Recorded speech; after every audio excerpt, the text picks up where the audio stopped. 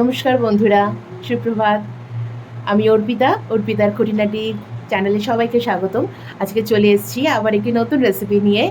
আর এই শীতকালের আমেজে সবাই কেমন আছেন একটু চটপট বলে ফেলুন, কে কোথা থেকে দেখছেন আর কার এরিয়াতে কত ঠান্ডা পড়েছে।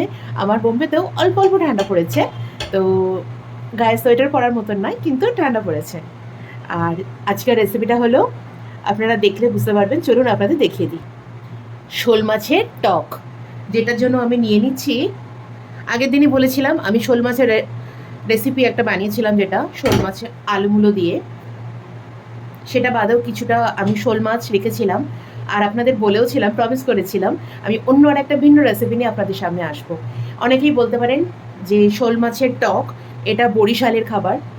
অবশ্যই বরিশাল থেকে যারা আছে, বরিশালের খাবার হচ্ছে শোল মাছের টক। বা অন্য দিক থেকে দেখা গেলে আমাদের দেশের মেদিনীপুর জেলার টক, মাছের টক খুব ফেমাস একটা খাবার।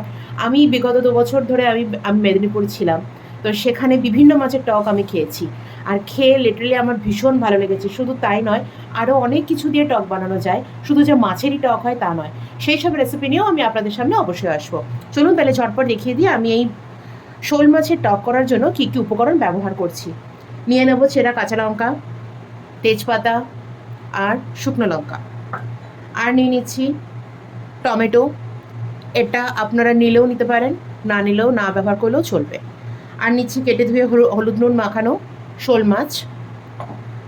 নিচ্ছি পরিমাণ মতো চিনি, আমি নিয়েছি এখানে 1/2 টিস্পুন, যেহেতু আমার মাছের পরিমাণ রয়েছে এরকম। 2 পিস মাথা লেজ রয়েছে আর 3 পিস চাকা রয়েছে, সেই অনুযায়ী আমি নিয়েছি এখানে 1/2 টেবিল স্পুন চিনি, 1 টিস্পুন নুন, আর 1/2 টিস্পুন হলুদ, আর নিয়েছি 1/4 টিস্পুন পাঁচফোড়ন, ব্যাস। আর আমি ইউজ করব তেঁতুল। যাদের কাছে তেঁতুল বাড়িতে আপনারা পান, তারা অবশ্যই পাকা তেঁতুলের কাঠটাকে, যেটাকে পাল্প বলা হয়, জলে গুলিয়ে বার করে নেবেন। আর যারা পাচ্ছেন না, রেডিমেড এই পাল্পটা ইউজ করতে পারেন, যে কোনো কোম্পানির পাওয়া যায়। আমি এটা ইউজ করছি। পরিমাণ মতো দিতে হবে, খুব বেশি টক হবে না, টক মিষ্টির একটা ব্যালেন্স করে এটা ইউজ করতে হবে। না ঝাল হবে, না মিষ্টি হবে, না টক হবে। চলুন তাহলে ঝটপট রেসিপিটা আমি আপনাদের সঙ্গে আমি দেখিয়ে দিই, শুরু করে দিই রান্না আজকে। তেল গরম হয়ে গেছে, আমি কড়াইতে ছেড়ে দিচ্ছি আমার নুন হলুদ মাখানো মাছগুলো। একে একে মাছগুলো ছেড়ে দিয়ে এটাকে হালকা করে ভেজে নিয়ে তুলে রাখবো।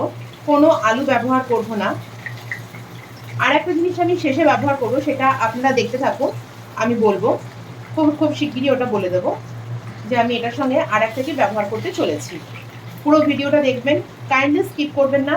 পুরো রেসিপিটা ঝটপট বাড়িতে করার জন্য আপনারা রুই মাছ দিয়ে, যদি কেউ মনে করেন বাড়িতে শোল মাছ নেই, আপনারা রুই মাছ দিয়ে ট্রাই করুন, ছোট রুই মাছ।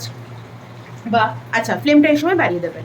বা ব্যবহার করতে পারেন, আমি একটু ঢাকা দিয়ে দিলাম, বা যে কোনো টাইপের ছোট মাছ, বাটা মাছ বা পোনা মাছ, এই সমস্ত মাছগুলো দিয়ে আপনারা টক খেতে পারেন। তো চলুন এটা ততক্ষণ ভাজা হোক। মাছগুলো ভাজা হয়ে গেছে, মাছগুলোকে আমি তুলে নেব। মাছগুলো ভাজা হয়ে গেছে, আমি মাছগুলোকে তুলে রেখেছি। এই দেখুন, মাছগুলোকে তুলে রেখে ওই তেলেই আমি দিয়ে দিচ্ছি একটা গোটা শুকনো লঙ্কা, চিড়ে রাখা 2টো তেজপাতা, আর দিচ্ছি পাঁচফোড়ন, আর সেই সঙ্গে দিয়ে দেব, গ্যাসের ফ্লেমটাকে কম রাখবেন এই সময়, অল্প একটু হলুদ, পরিমাণ মতো নুন। মশলাগুলোকে দিয়ে দেবেন, কারণ মশলাটা এখনই রেডি করতে হবে। আর দিতে হবে অল্প পরিমাণ চিনি, যেটা আমি আগে নিয়ে রেখেছিলাম। আর দিয়ে দেবেন এই সঙ্গে একটু নাড়াচাড়া করে চেরা কাঁচা লঙ্কাগুলো।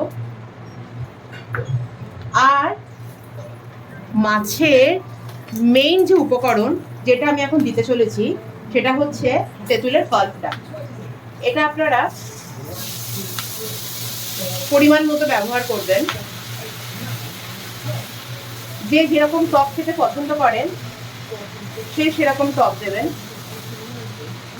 এর থেকে বেশি টক আর প্রয়োজন হবে না। এইবার এতে দিয়ে দেবেন সামান্য পরিমাণে জল। ভালো করে এটাকে মিশিয়ে নিয়ে এতে দিয়ে দিতে হবে কেটে রাখা টমেটোগুলো। আবারও বলছি, টমেটোটা অপশনাল, চাইলে ইউজ করবেন, কারো যদি পছন্দ না হয় নাও দিতে পারেন। ঝোলটাকে, এই মশলাকে একটুখানি কষতে দিন। আর ঝোল, তারপর পরিমাণ মতো আমি অল্প করে ঝোল দেবো, খুব বেশি ঝোল এতে প্রয়োজন হবে না। জিনিস যেটা আপনারা ব্যবহার করতে পারেন, যেটা হচ্ছে কালারের জন্য, যদি কারোর মনে হয় যে একটু কালার পছন্দ লাল লাল, তাহলে আপনারা একটু কাশ্মীরি লাল লঙ্কার গুঁড়ো, যেটা কালারের জন্য, ঝালের জন্য নয়, সেটা ব্যবহার করতে পারেন। তাহলে মাছের ঝোলের কালারটাও বেশ খুব সুন্দর হবে, লাল লাল দেখতে হবে। দেখুন দাঁড়িয়ে তো আমরা আগে খুব পছন্দ করি না, কথায় আছে না, আগে দর্শনধারী তারপর গুণ বিচারি। তো সেরকমই একটা ব্যাপার, যে চাইলে আপনারা লঙ্কার গুঁড়ো ইউজ করতে পারেন। আমার গ্রেভিটা হয়ে এসেছে, এবার আমি পরিমাণ মতো এতে জল দিয়ে দেবো।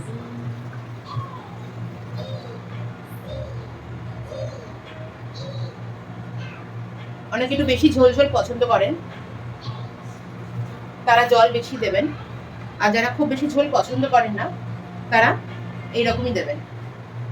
আচ্ছা, আর একটা জিনিস যেটা আমি বললাম লাস্টে যে আমি ইউজ করব, আপনারা সঙ্গে থাকুন, দেখতে পাবেন।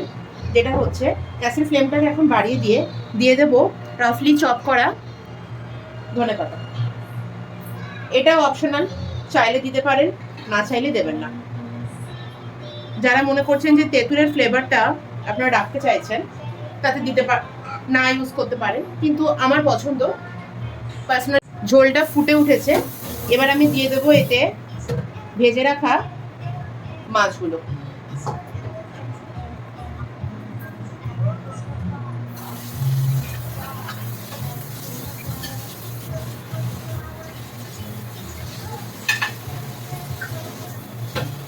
মাছগুলো দিয়ে ঢাকা দেওয়ার প্রয়োজন নেই, একটু ফুটে যাক, ফুটলেই এটাকে গ্যাস অফ করে নামিয়ে ফেলবো। এখনো ফোটেনি, গ্যাসের ফ্লেমটাকে এই সময় আপনারা হাইতে রাখবেন, কমিয়ে রাখবেন না। এখন ঝোলটা ভালো মতো ফুটে উঠেছে, আর ঝোলটা অনেকটা কমেও এসছে। এইবার আমি গ্যাসটাকে বন্ধ করে দিয়ে মাছগুলোকে একে একে নামিয়ে নিচ্ছি। দেখুন, রেডি হয়ে গেছে আমার শোল মাছের টক। হ্যাঁ, এটা ঠিক কথা। আমি আর আমার মাতৃভূমি ভারতবর্ষ হলেও আমার পিতৃভূমি কিন্তু বাংলাদেশ, বরিশাল। তো বরিশালের মেয়ে হয়ে কিছু ওখানকার কিছু অথেন্টিক যে রেসিপিগুলো, সেগুলো করব না, সেটা কি হয়? তো চলুন, সেটাও আপনাদের সামনে আমি তুলে ধরলাম। আপনারাও বাড়িতে ট্রাই করবেন একইভাবে, আর করে অবশ্যই জানাবেন। আর কে কে পছন্দ করেন, কে কে বাড়িতে আপনারা খাবারটা এইভাবে বানিয়ে মাছের টক খান, সেটাও আমাকে অবশ্যই কমেন্টস বক্সে কিন্তু কমেন্টস করে জানাবেন। আর আমার যদি কোনো ভুল ত্রুটি হয়ে থাকে, তার জন্য আমি ক্ষমা চেয়ে নিচ্ছি। আর চলুন, আজকের মতো এই পর্যন্তই, টাটা। আবার দেখা হচ্ছে আপনাদের সঙ্গে পরবর্তী একটি ব্লগে নতুন একটি রেসিপির সঙ্গে। আজকের মতো ততক্ষণ টাটা, বাই বাই। সবাই ভালো থাকবেন, সুস্থ থাকবেন, সাবধানে থাকবেন। আর যদি আমার রেসিপিটা ভালো লেগে থাকে, অবশ্যই লাইক, শেয়ার আর কমেন্টস করতে কিন্তু ভুলবেন না। চলুন, আজকের মতো ততক্ষণ টাটা, বাই বাই।